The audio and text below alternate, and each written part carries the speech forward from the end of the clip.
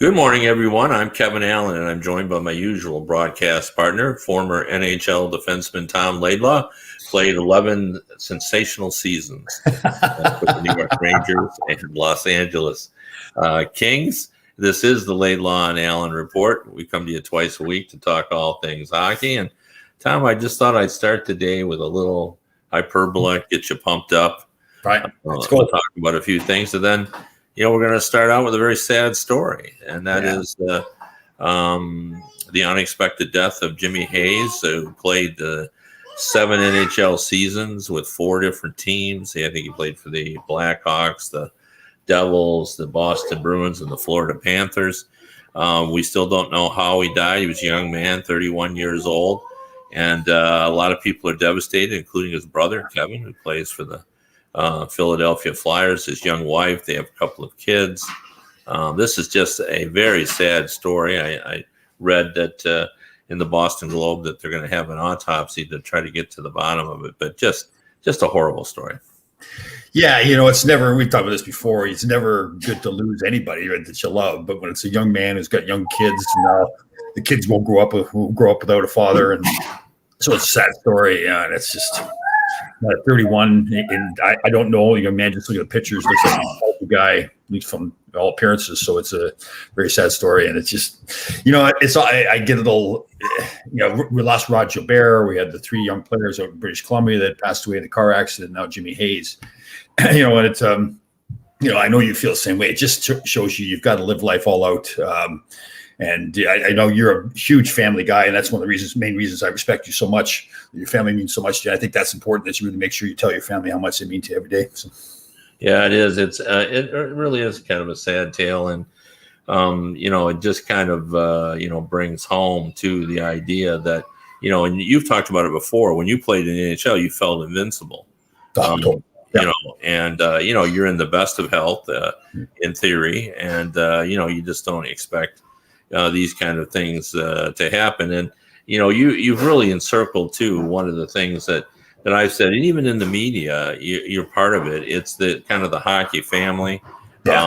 It's a smaller group. It's not the NFL. So there's a connection between everyone.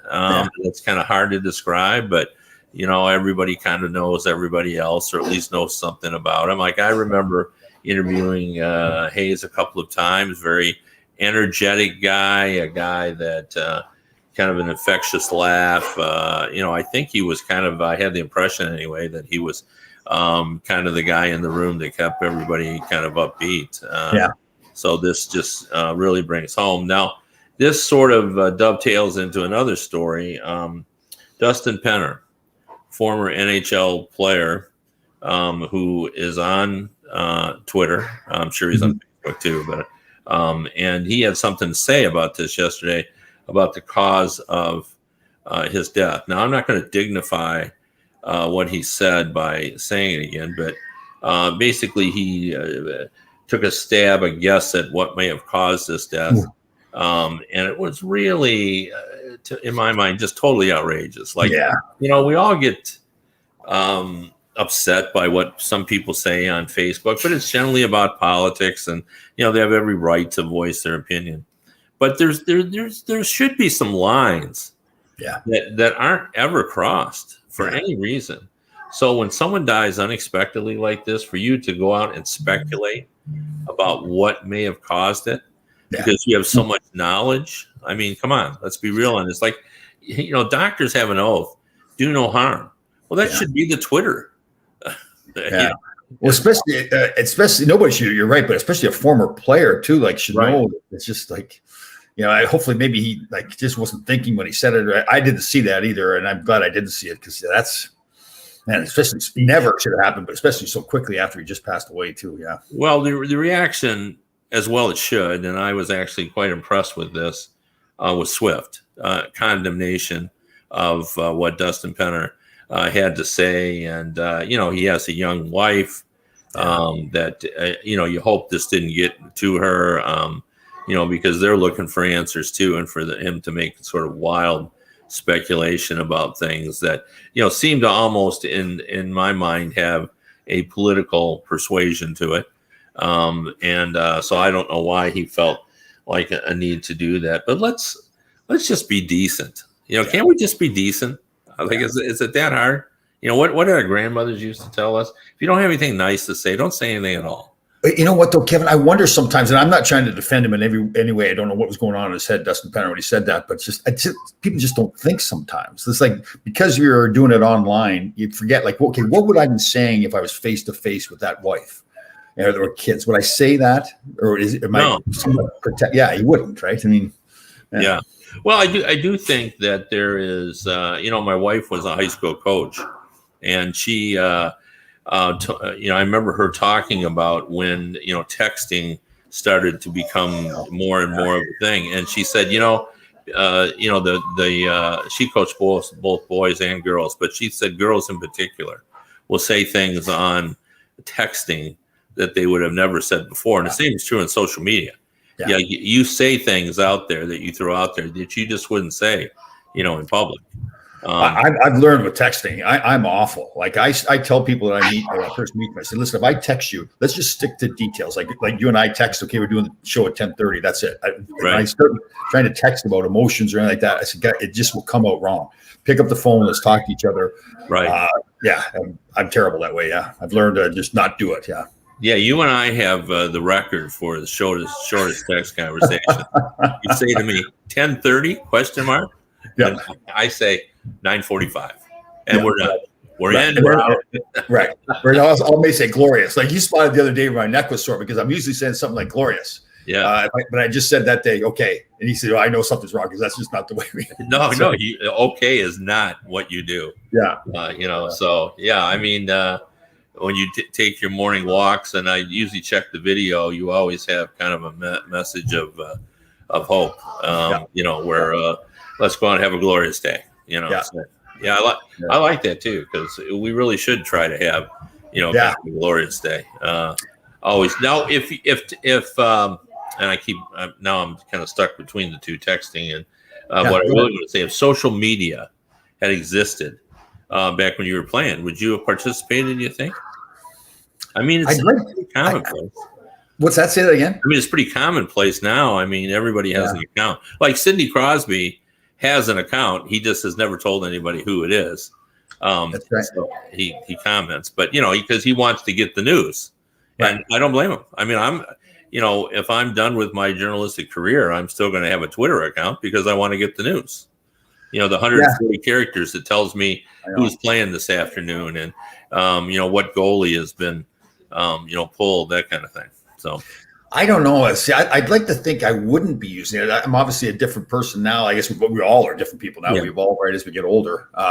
And here now, I know people love Ron Greschner and they've been concerned about his health. And obviously he's feeling very good about himself. Is your neck killing you? Your face? He is so back to normal. He is so back to normal. That's actually, awesome. And how's that for text? Great texting, Ron. And I need to pass on a compliment to you too from Ron. That's the very same Ron Greschner. This was a call on the phone where he was complimenting you on your how you have evolved now, your sense of humor, how much your sense of humor is coming out. I tried to say bad things about you, he wouldn't stand for it. Yeah. He just said all these nice things. So yeah. Well, anyway, I appreciate that, Ron. I certainly appreciated your talents on the ice, although I wasn't ready to give you $9 million when we talked about it that day. Although, I looked it up and I compared him to the other defenseman at that time. And, there is a case that can be made. He could have maybe been a $9 million player. I would have thought it would be more like 7, but, Right. What do I know? And he definitely would have got an 8-year contract. He's a lifetime Ranger, so he would have got an 8-year contract max to stay here for sure. And you always have to factor in popularity. I always say that. I'll tell you, one of the funniest, man. We tell this story. We've been trying to find this video. Phil Esposito had retired from playing and got into the TV business, and he was interviewing Nick Fotiu. And we're at Right Playland, and Right Playland is one of the rinks that had like a balcony up the top above the locker room. And Ron had found one of these the blowhorns. So Phil would start the interview Nicky Fotiu, and I don't know how Ron couldn't see them, so I don't know how his timing. Timing worked out fantastic. And he'd blow the horn. And at first, Phil and Nick were laughing. It was funny. And then they'd wait for a couple of seconds thinking that Ron had gone away. And then they'd start talking. Ron would blow the horn again. And again, as every time it happened, you could see Phil getting more and more upset, which made it even more funny. And then it just seemed the timing was perfect. They would wait, thinking that Ron had got tired and gone away. And they'd start talking again. He'd blow the horn again to the point where it must have gone like 10 times. And Phil was just livid. He said, "That's enough." You're thinking he was just, he was really good friends with Ron. He's mad now. That's enough. No more of that. So he'd wait for a few minutes to get going, thinking, okay, he's yelled at Ron now, so he's not going to do it. Sure enough, they'd start talking. Ron, it's the funniest video. I'd love to find it someday. It was fantastic. Yeah. Speaking of Duguay, I just saw on Twitter this morning. Now, this is like we've talked about the negative of Twitter. Like I have said, if I was an agent, I would recommend my clients to stay off of Twitter because mostly the bad can happen. But Ron Duguay today just tweeted that I guess that Raj Gilbert's is a memorial service or funeral is today. I don't know which. No, September 7th. What I saw, what I understand, is the wake, and September 8th is the funeral. Whenever it was, he said, Ron just said today, I look forward to going there to celebrating his life. Yeah. It's a real positive statement. And, it kind of reminds us that, funerals are supposed to be celebrations of life. Right. Because you want to talk about, all the good and joy that, and I think you said this a while ago. We were on this subject too, and you said the funeral really isn't necessary for the person that's dead. It's for the person that is. And it's interesting. I've never really looked at it that way. I thought, in some ways, I kind of thought it's kind of a waste of time. Like for me, I don't want somebody sitting around, crying over me. It's so. Well, that my wife actually had that hard conversation with her father, who had said, I don't want any funeral, and she just said, "Well, Dad, I get that you don't want that, but it's not for you.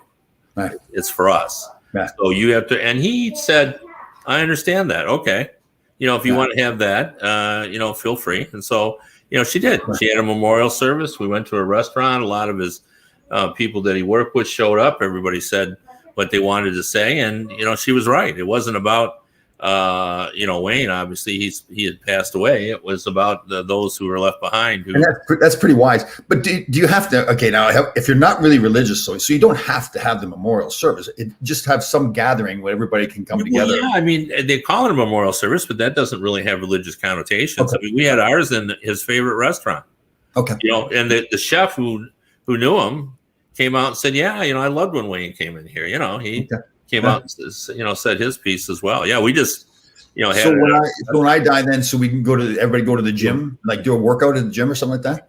For sure. And then go for a walk. There's so many people who say, that'll be the first time that I'd set foot in a church. Well, if I go to work out that will be the first time that I've said. That's what. Okay, so I'm going to say this publicly then. So when I say my final goodbyes, what I want to do, everybody go to the gym, workout equipment, have a workout together, and shouldn't we eat something out of an air fryer too? I mean, oh, that's a good point. Well, we should put all the people up on the wall that we're inviting that aren't there, and post pictures and have an air fryer. Insist that whoever caters it cooks it in an air fryer, and it has to be healthy. Right. And it has some tequila too. It was tequila for sure. Yeah. Okay. So now we've planned your funeral. Just make sure you put it in your will, and it's all good. And what about you then? What are we going to do for yours? Oh, well, I don't. We haven't actually had that discussion. Well, they know a little bit about what I want, but. We're all sit around the typewriter or something like that. Sit around the typewriter. No, we won't do that. But I don't really have any kind of thoughts like that. I did when I retired. I wanted my last interview to be with Crosby, and just because I had known him since he was a kid, and I thought it was kind of getting to that point. But obviously, I didn't get a chance to retire. Because I got kicked out the door in a takeover, but I really hadn't thought too much about funerals. But it is you do have to address that. I went in and had my had our will done, and it's right there. It says funeral planning, and you're supposed to attack that. Okay, good. So I like that. I like to see everybody working out. Like all the people that never normally work out, and then coming back to some places they have the air fryer. That's good. I like that. They have to stay in their workout equipment too when they go for this whole workout theme. Well, I thought about you this 2 days. No, it was yesterday. I made my famous cabbage potato soup.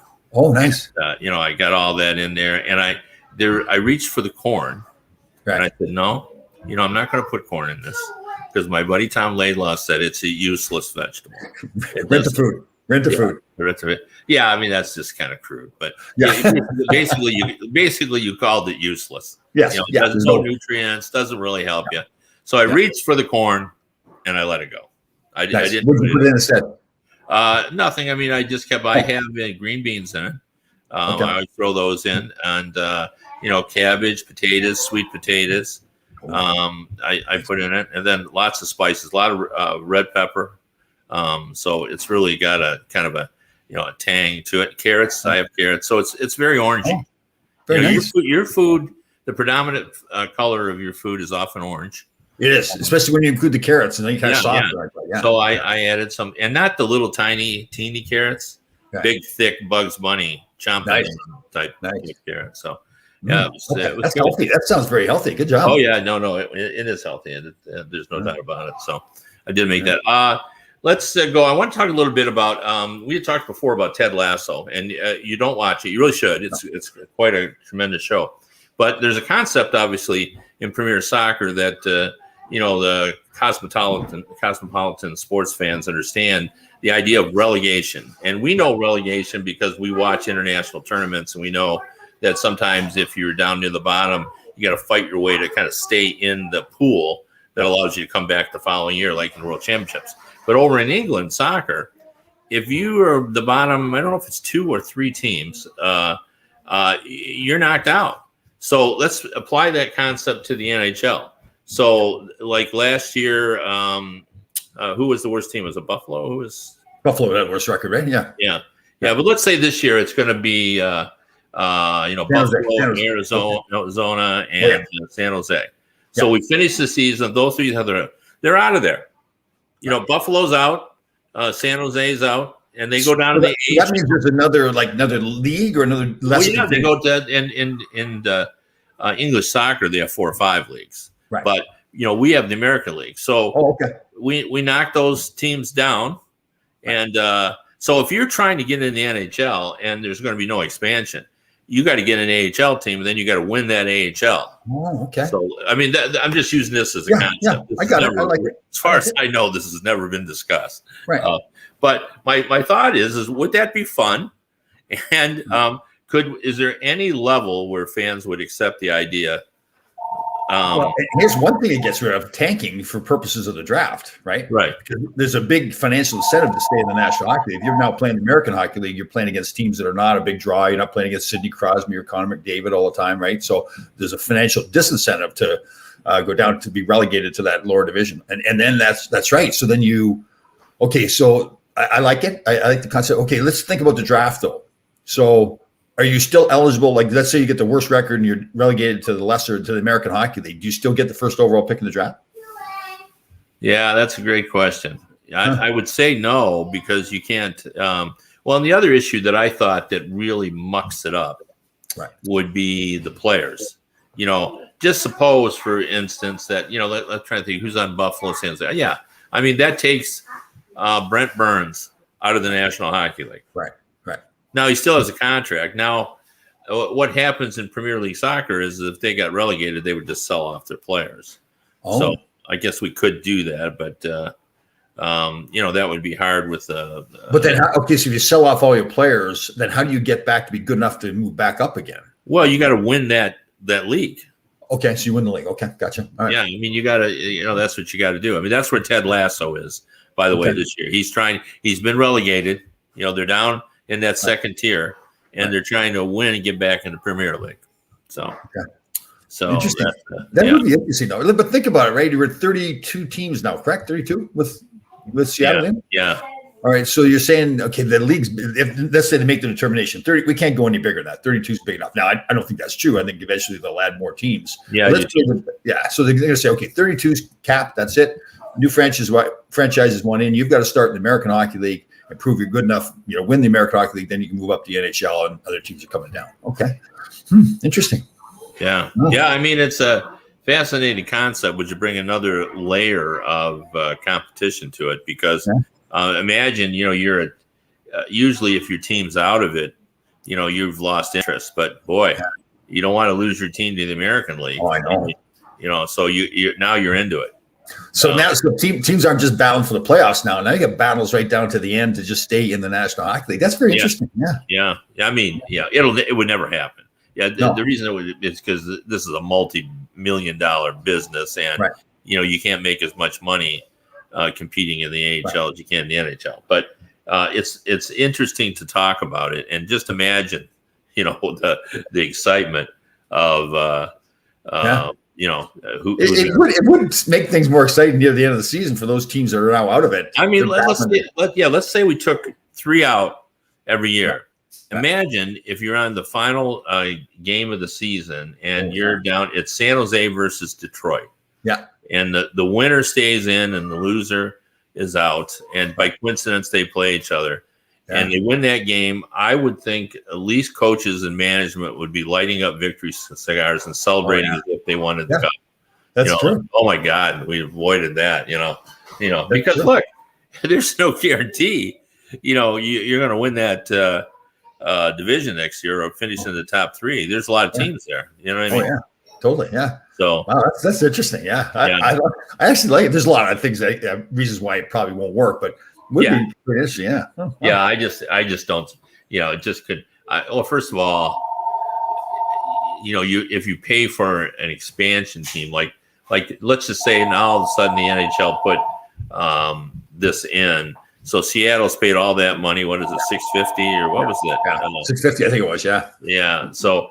And now all of a sudden they finish last, so the league says, "Well, you're out. You just paid $650, but you got to go down to the AHL, and good luck trying to come back." Really, and all the money you paid fixing up the building and everything. Oh yeah. Yeah. So that's why I don't know how it works because there's a lot of money in Premier League soccer too. I mean, a lot. Now that we're talking it through like that is amazing. Like, they pay a lot for their players. I guess, like you said, though, they sell off their expensive players, right? Wow, good. I mean, I saw this. Was it Messi? The I don't know why I had it on, just because I'm half crazy, but I had Premier League soccer on Saturday while I was working, and I heard them talking about the top player, who's England's number 1 player. Lionel Messi? Was it Lionel Messi? Is that No. That's a different guy. This is a guy who's actually from England, and he's supposedly their best overall player, and he plays, I believe, for Tottenham. I'm not positive of that, though. I could be completely wrong on that. But anyway, he wasn't playing, and he's asked to be traded. And so he's there and he's with the team, but he's just sitting there in reserves. He's Wow. Speaking of being traded, they're saying now that Eichel won't be able to start the season on time because of this whole neck thing. Could you botch it up even more? I mean, no, I mean, Buffalo should actually allow him to have that surgery. He's far more valuable after he has the surgery. I know. I don't see what the point is of the whole thing. Were they just stubborn? They just wanted to get their way. So now they've taken their most valuable asset in the franchise and they've now devalued that asset because now people are. I talked to a GM. This was about, I would say it was a week ago, maybe longer, maybe 10 days. Anyway, I said, well, eventually they'll have to give in. He goes, I don't know that they are going to give in. They want those 4 assets, and they seem very comfortable to let him stay. They think, eventually he would just have to come back because, he'll be healthy at some point, but not if they don't let him have the surgery.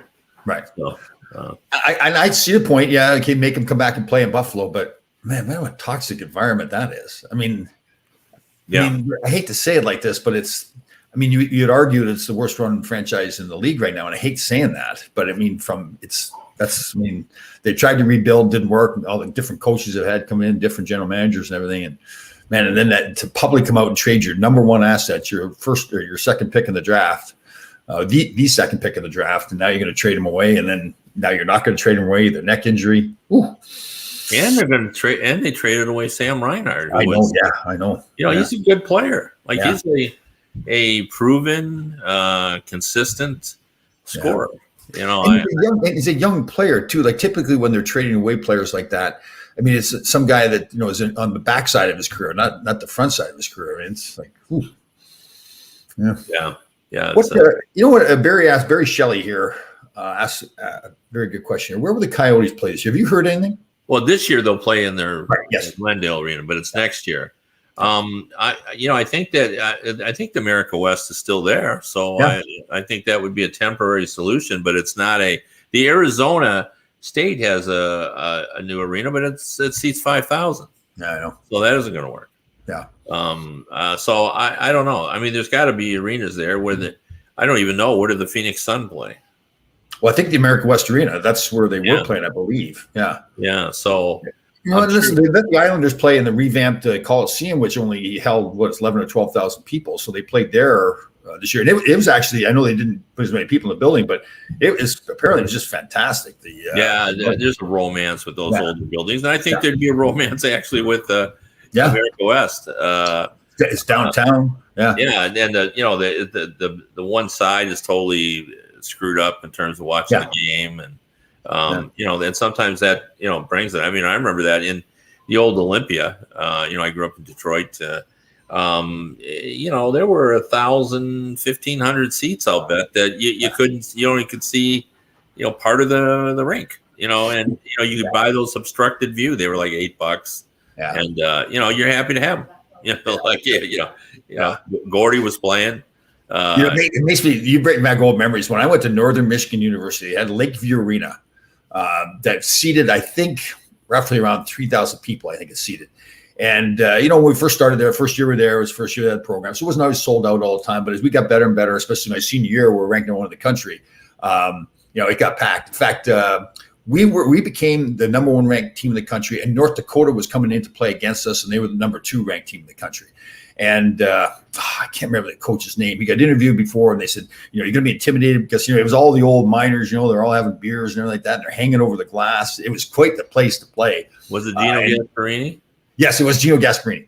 And it would intimidate a lot of teams, just the building itself and the fans and everything. And he was like, well, we didn't get intimidated by any building. Well, we beat them both games. I think maybe we were number two and they were one. We beat them both games to become the number one ranked team in the country. And then all the way out, they said, what do you think of the building? He says, we're never coming back to this barn again. They got intimidated. It was, I don't know if it was intimidated, but man, it was. Well, there's something about college hockey, the chanting, that goes on, and the buildings are small, so everybody's right on top of one another, and I even that's part of the fun, I think, of college sports. My son played college soccer, and he played at a smaller school, and it was a smaller conference, but in some of the away games there'd be 2,500 people there, and I wish I could remember, was it Goshen?